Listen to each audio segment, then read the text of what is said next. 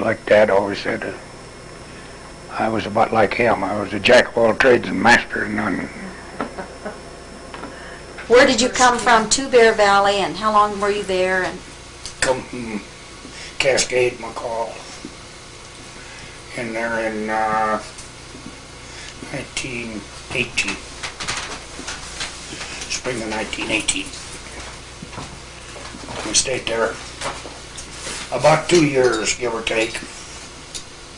And there was, so all told, there was about Sylvia should have a better chair. about 13 homesteaders in there. and this was right near Bruce Meadows, right? It's in Bruce Meadows and Poker Flat and right in the lower end of the valley there. Bear Valley. And then we left there in the fall of 1920 and moved into Stanley. Because the way it was, we had there was three of us at that time going to school. Well, naturally, they wouldn't let us stay in there and get away from our 3 R's. So we moved out to Stanley and in order to go to school. And we stayed in Stanley until December of 22, I think it was. Well, so And that's when we moved down here to finish school. Because Clinton and I was in about the 7th grade at that time, you see. the winters that you spent in Bear Valley, your mother taught you, or you just didn't go to school at all? Didn't go to school. And there were 5 of you at that time? 5 kids. And Mother was awful sick that winter, and that's when the main reason that Dad moved out, because and there was one other family there, was all. For that winter? The rest of them was bachelors. Did you go out at all during the winter? You stayed in there all winter? You couldn't get out only on snowshoes. Well, first winter we went back to Cascade. And then we come back into Bear Valley and stayed the one winter. And then the next fall we went into Stanley. And where did you live when you moved into Stanley? Well, you know where Bill Lamb's place is down there right on the creek bank? Bill Ham's place, sure. Yeah, or Ham's. Right. We bought a house there, sitting right on the creek bank. You see, that's where the road went across the creek then. And we lived in that about a year. And then when we left there, we just moved down here. Well, when we moved out of Stanley, it was the 11th day of December in 1922. And of course the Connyers' luck was running just right, because they had scheduled the mail to be carried starting that day, to be brought out with teams and sleighs, because they run a mail with sleighs to Robinson Bar and then switched to trucks from there on. Well, Addie Hansen was a stage driver on this end, and he said that being there was a family coming out with a bunch of little brats, why he'd make one more trip. Well, he did, all right, and he just damn near got snowed in. We had to get a team of horses and a sleigh to break road for us to get out, and we left Stanley about daylight and got into Robinson Bar about dark. And then down here the next day. Yeah, you stayed all night at Robinson Bar. Took them 2 days to get down here from Stanley. We used to go up there. Dad finally went to work for the Forest Service's maintenance on roads and stuff, and we used to spend the summers in Seafoam and Loon Creek and Stanley and around that way. And Dad, while we was in Stanley, Dad, to make ends meet, he invented a wood saw, power wood saw, and he started sawing wood for all those guys in Stanley. Put out the winter's wood. Is that the model on top? That's the model on top of the Is that- refrigerator. Oh, it was for like cordwood for wood stoves. Yes, it was just kitchen wood, 16-inch kitchen wood. Furnished putting everybody in Stanley with wood that winter. Do you know what he charged to do that? Oh, I would imagine about maybe $5-6 a cord or something like that. He went to the woods and got it and sawed it and delivered it and stacked it up. For that. And we done the same thing 1 year here, only we jumped the price up to $10 a cord. And hauled it from the top of Morgan Creek Summit with teams and sleighs. Which is You used teams and sleighs and things in Stanley when you did it. Well, up I there, too, or? done it all in the summertime. And he worked on the county roads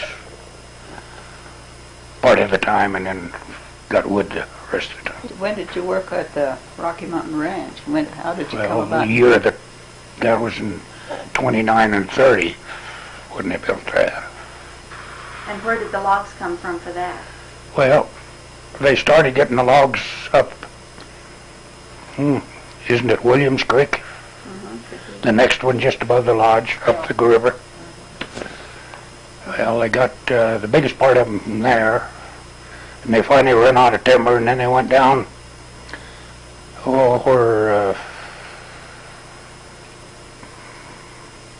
what's his name? Right down there, just as you come out on the highway, and then drop down on the bench there. Oh, it used to be, at Snyder's, it was Fiddlers up that canyon? No. The guy that used to drive the stage was trying to Just below Hanson's, there, just going towards Hanson's, just okay. about a quarter of a mile from where you turn into the Rocky Mountain Ranch. Those buildings are on the left there. Pierce? Oh, it was Fleming's. Oh, Fleming's, yes, just Arlene below, and- just yeah. below Fleming's is. Okay, so that'd be about where Rimbers lives. That is, it's the same place. And we went across the river and got the rest of them over there on that hill. And they were all hauled in with wagons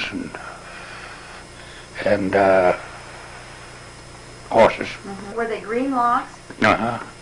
They cut them green and peeled them, and then loaded them all and hauled them in. And then they had crews that laid them up. Did you use all lodge pole?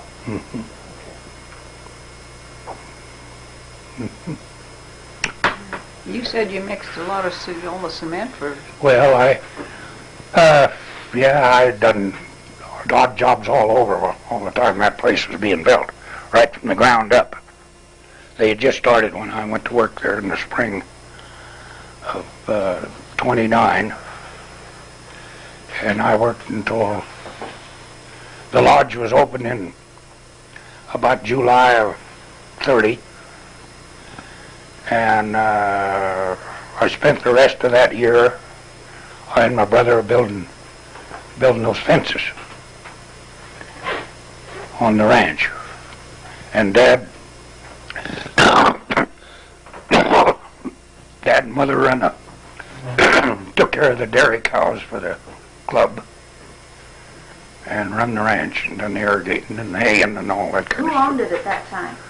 Same outfit. Well, I can't think of his name now, but he was a big shot in Yeah. We can- General Motors. Yeah, we can find out that. Yeah. later. And it was quite a few years after that before it was ever sold. I don't know when it was sold. But I can safely say that I helped handle the biggest part of those logs, one some way or other. Did you help with the chinking and any of the other parts? Well, yes, as far as that chinking and daubing and one thing and another, I mixed the biggest part of the material that place was chinked with. Cement and mortar is what it is. Yeah. And I mixed putting all that by hand and delivered it to them. In a wheelbarrow or? It's still the same. It's still Well, the original. the last time I was up there, it looked like pretty much the same stuff. Yes. And then, you see, all those places has got double fireplaces in. And I mixed putting there all the mortar for laying that rock and stuff. And Dad, Russell putting there all the rock. Just local rock we picked up around on the hillsides there. And like I say, I think the club opened, I think it was in July of 1930. That's when they opened for business. And then it fell to me to build that lake out in front, that fish pond. And I done that with a team of horses and a Fresno. Made those two cuts on each side and made that dam in there. They put up a concrete core for that dam. Well, I think they pulled the material off too quick. The forms and stuff, and before I got the dirt started in there, why, the dam core fell over. And I said, oh, we'll just bury it, so we did.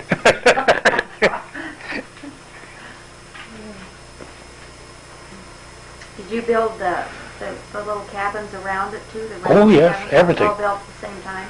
Yeah, they had crews working on all the,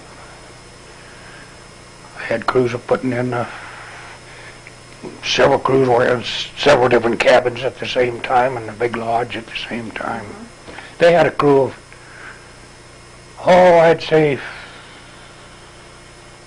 about 50 men working on it. Where did they all live? Did they just pitch tents? Had camps set all around there in the brush. Did they bring their families with them? Or? Well, a lot of them did, but a lot of them, they had a boarding house and all that kind of stuff there, you see. Sitting right there right in the area down in that draw where those lower cows. And then they put in that power plant and all that. It's a hydro plant, isn't it? Comes in the little creek. See, it comes out of Gold Creek in the ditch around the bar and then comes down a penstock into the firehouse. Well, it fell to me to dig that ditch. Well, 6 head of horses on a grader. I and Dad built a ditch out of Gold Creek. Yeah. How about the lights that are in that dining room? Do you know did you get those out, or they're twisted and Well, stumps and things? yes, they were gotten out along at about the same time. I probably just made out of waste of the other logs. And they had a regular crew of electricians come in there. I think it was on a contract basis, undoubtedly. And those big, I'll have to tell you about that though. You know those big rails on the front porch? Those big logs that's slotting to, and they're about as wide as this table. Well, that come out of a draw right up behind the lodge and down into a little basin. And it took 6 head of horses and block and tackle and stuff to get that logs up out of the draw on top, and then from there on in we could, all downhill, we could get it with horses without the block and tackle. And that's the way we had to work them days. We didn't have these D9s and all that kind of stuff to log with. There's big logs and it would have been a lot of work. How about the plumbing? Did it have running water? Oh, yes, everything. It was From a spring, or? all modern. Well, let's see, I don't remember just where they got the water. But I don't know whether the water was separate from the power plant or whether it was taken out of the same. But I kind of, well, I wouldn't say now, because I don't remember that far back as to exactly where the water come from. But no, there was water, electricity, and everything else right from the day it opened. But it was a DC instead of an AC current electricity. Somebody sold them a pig in the poke when they sold them that power plant. Because it was all DC current. And then the last time I was on that place was in 1950. I was on the ranch down there. I went back up there as a partnership deal on a lease on that old shebang in 4950, I think it was. Well, before we could get the lease redone, why, there was a Austrian. They finally found him in Europe someplace, and he bought it before we could get a renewal on the lease, and he sold it to Ed Bogart. I can't remember his name now. You were just up there 1 year then on the partnership then? Yeah, about a year and a half. Did you run dudes or just cows? Well, we had the first year, well, we were still running them. We used to run those trail rides back through the Sawtooth Mountains over into South Fork of the Payette. Every year we run 2 of those. That took all the way from about 30 head of stock to, I think the biggest one we had was biggest string was about 65, 70 head of saddle stock and pack stock. How long would you be out when you do that? About 10 days, 8 to 10 days, I forget which it was. Did you go over like into Atlanta or just up? No, it was usually dropped down. Well, they went in one time from Altours Lake and come back out, I think at Redfish Lake, and then there was one time they went in, I think, and went the other direction. I don't know, I never was on one of those trips because it fell to me to stay at the ranch and do the irrigating and stuff like that. Did you have many cows in there too, or? Well, yes, we had on a share basis, we had about 80 head of purebred Herefords leased on a share basis, and about that many black-faced sheep that we run on the ranch. And you kept them there summer and winter? You fed them in the winter? Pitched hay all winter long, pile it up in the fall, and then in the summer, and then tear the piles down in the wintertime and scatter it out. When you were building the Rocky Mountain Ranch, what did you get paid? What was your wages? Was it a monthly or an hourly or a contract? Or? It was 50 cents an hour, 9 hours a day. So I was just getting rich 4.5 a day. And you worked, what, 6 days, 7 days a week? 6 days. Oh, they did let us have Sunday off. So we'd go to town Saturday night and get drunk and then have Sunday to sober up. What town did you go to? Huh? What town did you go to? Stanley. What saloon? Oh, well, the saloon then in Stanley was, the main one that we patronized was where Wayne Willard's place burned down. Yeah, the old Stanley Club. Yes, that was the main one. May have been called the Pioneer Club then, I'm not sure. I don't remember what it was then. It was, well, it was a bootleg joint and gambling joint. Who was running it then? Eddie Martin. Eddie Martin? Was the Ace of Diamonds dance hall there Oh yes. at that time? Oh, that was the gang holdout. That was the only building in town big enough to handle the crowd. Because at that time, no, I was going to say at that time there was CCs in there, but they didn't come in until about 34, 33, 34. But there was, at the time we was working on in the spring of 1930, when I was working there at the club, there was a highway construction moved in to build part of that highway along about there, someplace in the Sawtooth Valley anyway. And Galena Summit was still snowed in. They moved in from this way. And that was in, I think, early May. Well, the Idaho Rocky Mountain Ranch, they agreed to furnish a bunch of men, but, well, these two contractors got together, and they wanted to open that summit up a little ahead of time. So they each furnished about 20 to 25 men, and they'd go up there in the morning with scoop shovels and shovel snow all day long, and then come home at night.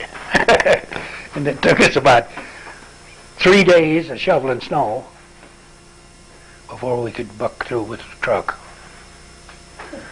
And some places the snow was deep enough that when you got down to the bottom of the hole, you throwed it up on the shelf, and then there was some guys up there that throwed it on out of the hole.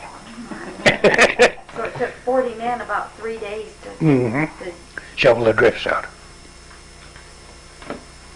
And people think they work hard nowadays. And I drove the first.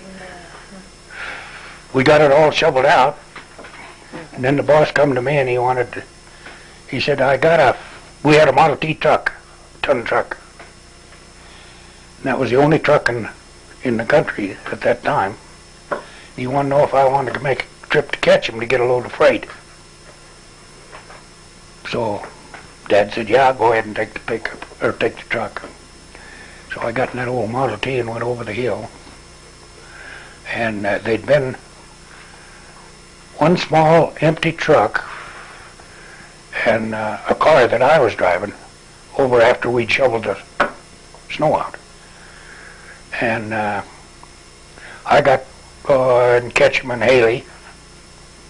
I got a little jag, maybe I had 1,000 pounds of freight or something like that. Bunch of shovels and tools and water buckets and you name it, just a little bit of everything, and started back. Well, I pulled out of Ketchum about 4 o'clock in the afternoon, and it was about 3 o'clock the next morning when I got into with that Model T bucking that snow out coming up. Where did you come in? Where did you come with all that stuff? from Haley or Ketchum? Yeah, from Into Ketchum. Dallas, you mean? No, the Rocky Mountain Ranch. Oh, to the Rocky Mountain Ranch. Oh, I see. That was the first load of freight that spring over the hill. And then the company got their truck running. Got the truck in, they got the truck running. And so they done the freighting from then on.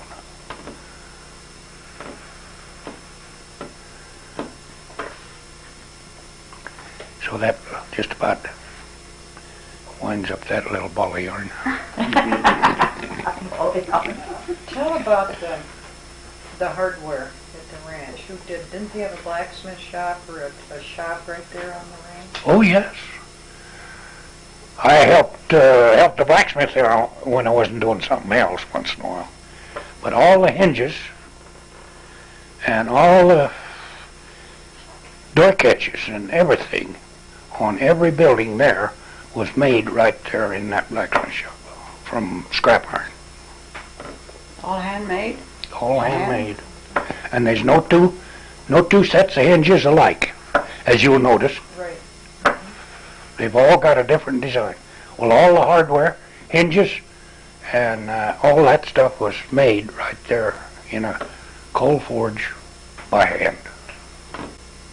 That guy was, well, he was a wizard, that's all there was to it.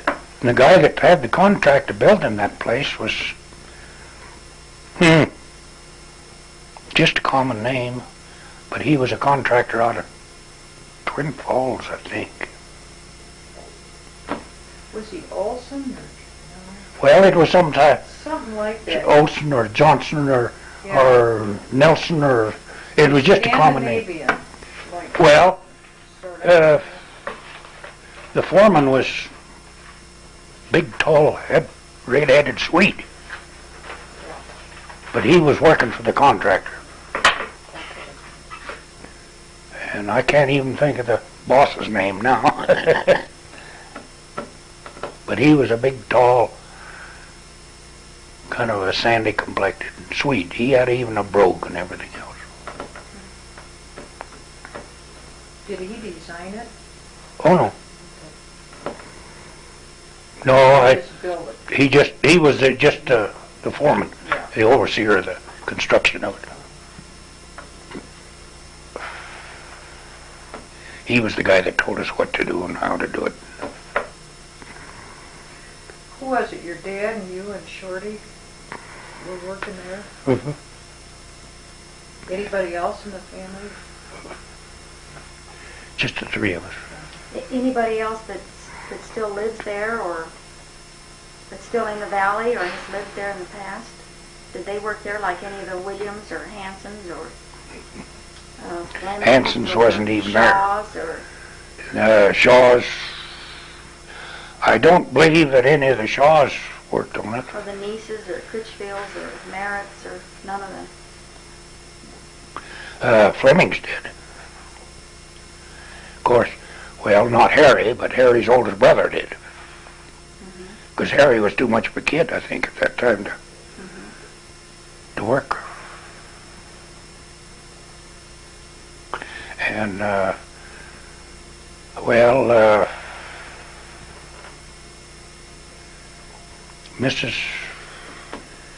Cliff's mother's first husband, he was one of the wranglers. Yeah, Fred Fleming. Fred.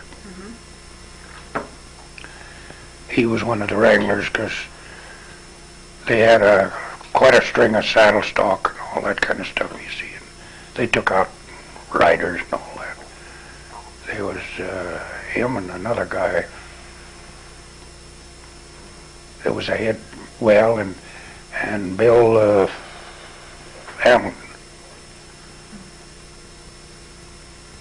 That's about the only ones that I knew real well that was working there. I understand at one time was a tennis court there. Did you have anything to do with Yes, I helped building build the that. tennis That court? was right out in front of between there and the lake. And was it a concrete or? Well, I don't know whether it was concrete faced or not. I had heard at one time that it was wood. That it was a wooden. I think it was. I think it was just a wooden, well, I know it was since you mentioned it. That's the reason it isn't there inside anymore. It just rotted away, I guess. Yeah, I thought that was unusual, a wooden tennis court. It was just a small one. I don't think it's much bigger than this house. There was actually about three ranches is what the Rocky Mountain Club consisted of. There was Tom Williams, and they made a swap somewhere or other with Dave Williams for some ground. And then putting all that hayfield up there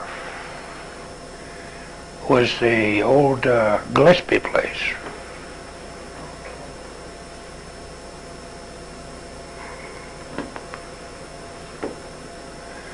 And maybe part of the Snyder place, I don't know.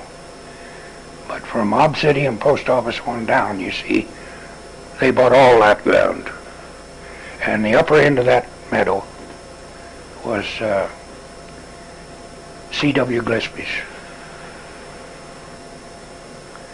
And then down there where the buildings were in Hot Springs and one thing another on the river, that was Tom Williams' place. And then I don't know just what all in between there, but it wound up with, well, everything, but the only thing that was left below there was, along the river was the place that Bill Sullivan was on and Stub Merritt and them. But that was part of the Williams spread, you see. And then you see, to top it all off with, right where, right up on the bar there, where there used to be a little airstrip. That's still there, Swiss Villa. Yeah, I built that. That is, worked on it.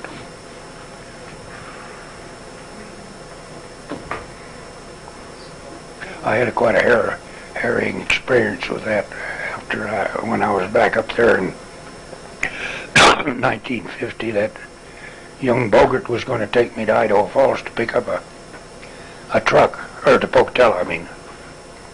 Well, he had a little Piper Club, or a little puddle jumper airplane, and we went up there and got in the plane on the field, and out at the end of the strip there going up the river, there was a 4-wire fence.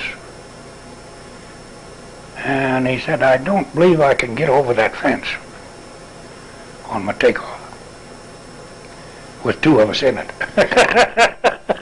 Big plane. So he said, why don't you get out and go over on the highway?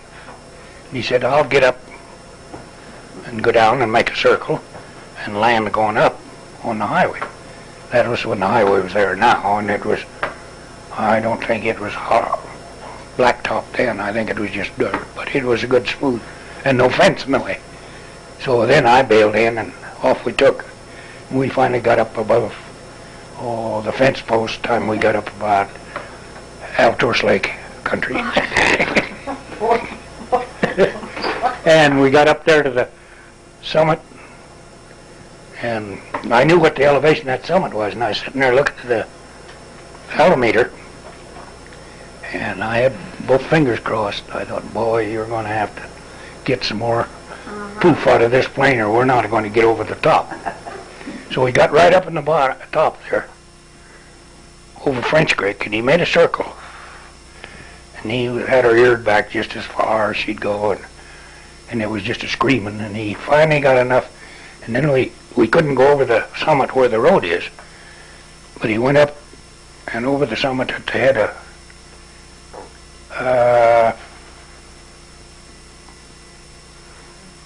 what's the name of that creek?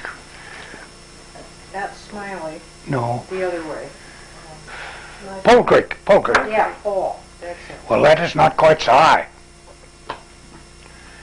Well, I was sitting there, and the further I went, the shakier I got, because I thought, well, they'll pick us up with a case knife off on the hillside up here.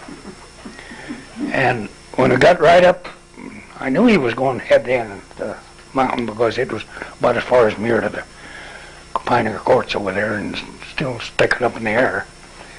And I happened to look at the elevator. I was about reading it pretty much, because I didn't have nerve enough to look at the ground. And we had an updraft, and he knew what he was headed for, you see. And we went it felt like we went straight up 200 feet, and I could pick pine cones off the top of the trees. And I knew he couldn't stop because his brakes wouldn't stop that quick. But he knew that, and he looked at me and kind of grinned, and he said, we hit that one just right, didn't we?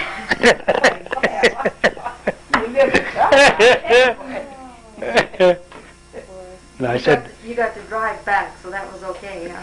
yeah, I drove the truck back. I'd rather truck than that plane. And then we got down to Yeah. finish that plane ride out, we got down to catch him, or to Haley.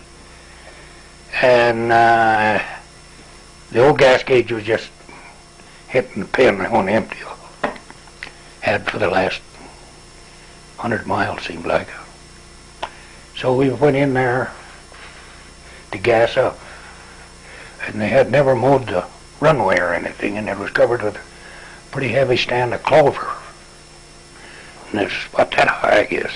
And that little plane, he made 2 passes at that before he could set it down, because the plane was running this way, and the way the air currents was, he had to hit it kind of angling. So he finally went across there and got us down, and we gassed up, and then he had to go right down through this clover field to get airborne, and the south end of that airstrip run right out off from the bank there, right off into Wood River. Well, that's the only way we got airborne. We just run out of ground underneath this. It finally took off.